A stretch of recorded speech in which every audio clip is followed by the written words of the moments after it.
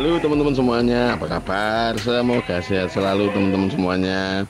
Semoga, ini video untuk hari Senin ya, pas ini tanggal merah. Eh, oke teman-teman, video kali ini saya mau membahas mengenai ini juga hal sepele juga. Oke, jadi 78 tuh anu biasanya senangnya cuman ngulik-ngulik hal-hal sepele. Oke, saya ini punya catatan. Nah, barusan saya tulis saja. Ini saya punya 9 hal yang eh, 9 hal yang berkaitan dengan wadah pakan dan pemberian pakan pada kambing domba yang bisa membuat tidak maksimal ternaknya, entah itu breeding, entah itu pengemuan, entah itu perah gitu. Nah, jadi ini ada 9 hal sepele, kalau tidak diperhatikan benar maka akan kurang maksimal. Nah, ini hubungannya dengan wadah pakan dan metode pemberian pakannya. Oke, saya coba kupas ya pelan-pelan teman-teman, hal-hal sepele ini apa saja ya. Oke, yang pertama adalah setting wadah pakannya salah. Nah, nyeting wadah pakannya salah itu artinya ada kalanya peternak yang ternak domba tapi dia nyeting wadah pakannya tingginya untuk kambing, akhirnya si dombanya mau makannya susah. Ada kalanya peternak pelihara kambing tapi nyeting ketinggian wadah pakannya itu adalah wadah pakan untuk domba. Nah, si kambingnya yang tinggi dia harus nunduk-nunduk banget sampai jengkeng itu kaki depannya ditekuk gitu untuk makan. Nah, ini juga menyusahkan. Terus ukuran wadah pakannya pun kurang pas, ada yang bikin kekecilan, ada yang bikin terlalu miring atau macam-macam lah. Jadi ukurannya ini kurang pas. Ketika ukurannya pas baik tinggi lebarnya maka tidak memuat pakan secara maksimal teman-teman. Nah, ini soal wadah pakannya ya. Nah, kalau untuk bahan yang dipakai untuk wadah pakan monggo silakan. Mau pakai seng 2 lapis boleh seperti yang saya. Jadi kalau saya bikin itu pakai bawahnya seng genteng, atasnya karpet talang gitu boleh. Mau pakai kayu yang dilapisi karpet boleh. Mau pakai pipa yang besar dibelah boleh. Mau pakai drum yang dibelah boleh. Tapi disesuaikan ya. Oke. Terus yang kedua adalah hal sepele lagi, ketika sudah tempat pakannya sudah jadi itu ternak itu ada yang tidak memberikan penerangan di sekitar wadah pakan. Jadi kalau malam si kambing dombanya mau makan susah, gelap. Nah, kalau sebenarnya ini masing-masing ya, nah, masing-masing peternak ya. Cuman yang saya alami di 78 farm, kami selalu standby-kan lampu penerangan ya di malam hari. Jadi si ternaknya itu mau malam katakanlah perutnya lapar mau makan pun masih ada pencahayaannya gitu. Tapi kalau gelap gulita ya agak-agak susah. Nah, lampu pencahayaan ini juga nanti membantu kalau misalnya malam-malam ada indukan yang melahirkan, kita harus bantu segala macam, maka terbantulah nggak terlalu gelap. Oke. Terus yang ketiga teman-teman, eh, saya sering jumpai di beberapa peternak di kampung misalnya gitu, yang tidak peduli dengan wadah pakannya yang rusak. Saya juga ngalami ini kok. Saya juga ngalami ini. Misalnya gini, jadi wadah pakan yang rusak itu sering terjadi, wadah pakannya yang terbuat dari kayu ataupun dari bambu, ataupun kalau misalnya dari sengnya sudah kropos gitu. Kalau tidak segera diperbaiki, maka banyak pakan yang nanti jatuh ke tanah. Nah, sedangkan teman-teman sudah cari pakan susah-susah, sudah nyacah pakan, terus kemudian dimasukkan wadah pakan, ternyata jatuh karena wadah pakannya bolong. Nah, hal sepele ini menentukan sekali, teman, menentukan sekali. Yang harusnya kambing itu, domba itu kenyang pol, ini jadi nggak kenyang karena wadah pakannya bolong gitu. Harus diperbaiki segera, teman. Jadi kalau teman-teman punya wadah pakan yang rusak, berlubang, harus segera diperbaiki. Terus ini, teman,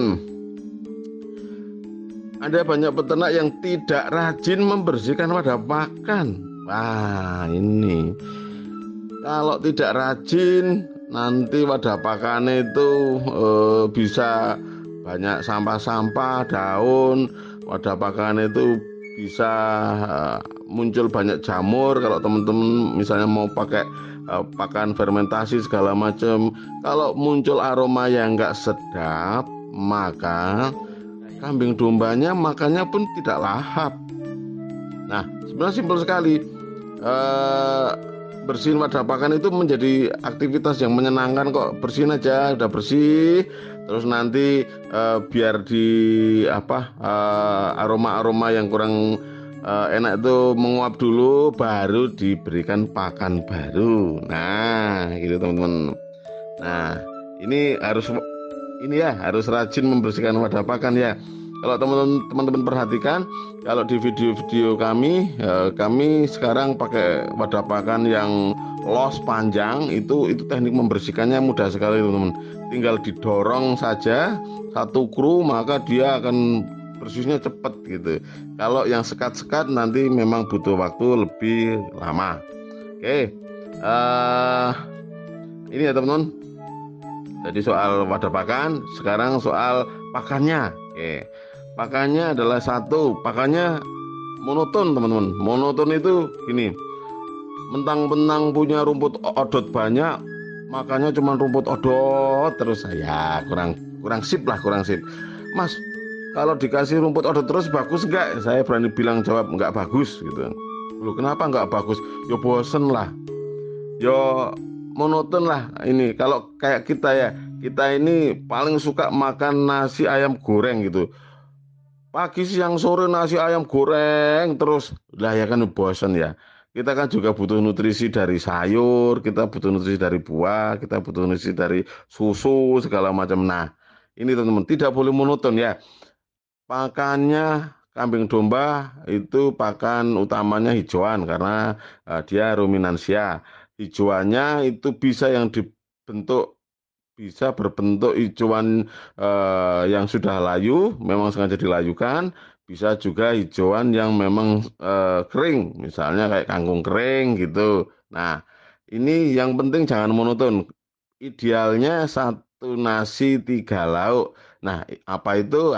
Teman-teman bisa lihat video-video kami sebelumnya soal satu nasi dan tiga lauk.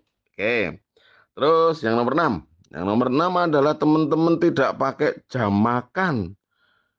Nah, ini yang sering terjadi.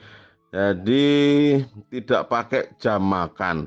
Nah, jam makan itu yang ideal ya teman-teman sendiri yang menentukan. Sebenarnya ada jam-jam psikologis, jam berapa kambing dombanya puncak-puncak lapar sebenarnya ada. Tapi kembali lagi kepada teman-teman punya waktu enggak di jam-jam itu. Kalau enggak punya silahkan setting sendiri jam pemberian makanannya disesuaikan dengan kemampuannya teman-teman. Misalnya saya bisa memberikannya sebelum jam 6 pagi mas, soalnya jam 6 pagi saya sudah harus berangkat ngantor. Monggo nanti sepulang kantor jam 4 sudah sampai rumah, jam setengah 5 saya baru bisa memberikan lagi. Oke, terus saya bisa 3 kali mas, pagi siang sore. Monggo saya 3 kali mas, pagi sore malam. Monggo, tapi usahakan jamnya pasti. Jamnya pasti, tidak boleh teman-teman asal memberikan pakan. Wah, nanti bisa gembrat-gembret alias paduan suara. Oke, yang ketujuh teman-teman, ini soal pakan lagi adalah teman-teman tidak mencacah pakan hijauannya. Ini sangat tidak efektif. Bagaimana yang efektif adalah semua jenis hijauan wajib dicacah. Fungsinya untuk apa? Supaya wadah pakannya penuh dengan pakan. Logikanya gini, misalnya teman-teman dapat kaliandra 1 bongkok gitu, terus langsung dilempar di wadah pakan. Nah, nanti pasti daunnya akan dimakan dulu semua. Habis itu kan banyak rongga-rongganya teman-teman di wadah pakan itu. Ini tuh sebenarnya nggak efektif. Teman-teman panen pakcong, lonjoran gitu dikasih bruk di wadah pakan, yang nggak efektif teman-teman. Yang efektif itu adalah dicacah, baik itu manual maupun pakai mesin cacah. Oke, yang nomor 8 adalah ini sebuah kebiasaan ya, yaitu tidak menunggui ternaknya ketika makan. Nah, ini sebenarnya kebiasaan sepele tapi benar-benar lah, saya mengakui ini sangat berpengaruh ya. Jadi ketika ternak makan itu idealnya ditungguin teman-teman. Kenapa kok ditungguin? Nanti teman-teman akan tahu banget bagaimana perilaku ternaknya teman-teman, bagaimana mereka berebut makan, bagaimana mereka memposisikan diri ketika makan, bagaimana selahap apa ternaknya makan, terus item-item apa yang disukai, item-item apa yang kurang disukai. Nah, ini nanti teman-teman harus olah supaya semuanya menjadi suka. Terus yang mana yang dibully, yang mana yang pembulinya, ini nanti harus dipisah segala macam. Nah, ini harus ditunggui teman-teman. Kalau bisa harus ditunggui. Wah, ternyata yang dikasihkan kurang. Nah, ditambah lagi pakannya teman-teman gitu. Waduh, saya ngasih pakannya kebanyakan, ini nggak habis. Akhirnya besok kasih makannya sesuai dengan ukurannya. Terus yang ke-9 adalah soal pakan tambahan teman-teman. Pakan tambahan atau orang Jawa biasa nyebutnya komboran atau comboran ini banyak peternak yang maaf ya, saya berani nyebutnya itu jorok ya. Joroknya itu gini, memberikan pakan komboran, misalnya ampas tahu, bekatul dan sebagainya, dibasahi air, kemudian ditaruh di wadah pakan. Nah, kalau sudah selesai dimakan sama kambing dombanya, ternyata banyak yang belepotan di wadah pakan dan tidak segera dibersihkan. Nah, ini teman-teman, ini yang nanti mengundang hewan-hewan lain datang loh. Semisal ayamnya kemudian datang karena di situ ada, si ayamnya tahu kalau ada bekatul, tumpahan-tumpahan bekatul. Nah, si ayam datang masuk wadah pakan, ikut makan dan ikut buang air besar atau nelek. Ya, aduh, sini. Nah, terus tikus teman-teman, tikus. Nah, tikusnya juga datang nanti. Wah, tikus kencing di situ ya, bau teman-teman, bau. Nah, teman-teman nggak boleh jorok kalau mau memberikan komboran basah. Kalau mau memberikan komboran basah, sesudah selesai wadah tempat ngombornya, baik itu ember ataupun apa namanya, itu loh biasanya wadah oli bekas itu yang besar itu, silakan segera ditarik, kemudian dibersihkan dan wadah pakannya pun dibersihkan, clean, bersih gitu.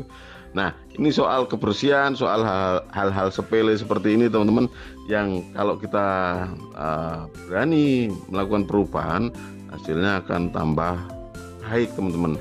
Jadi teman-teman, mari mulai memperbaiki hal-hal sepele yang selama ini tidak kita perhatikan, kita perbaiki menjadi hal yang lebih optimal, lebih maksimal. Terima kasih teman-teman semua, semoga bermanfaat. Bagi yang belum subscribe silahkan subscribe, bagi yang sudah subscribe semoga tayangan kami membawa manfaat untuk teman-teman semuanya. Terima kasih, sukses selalu, sehat selalu untuk kita semua, amin.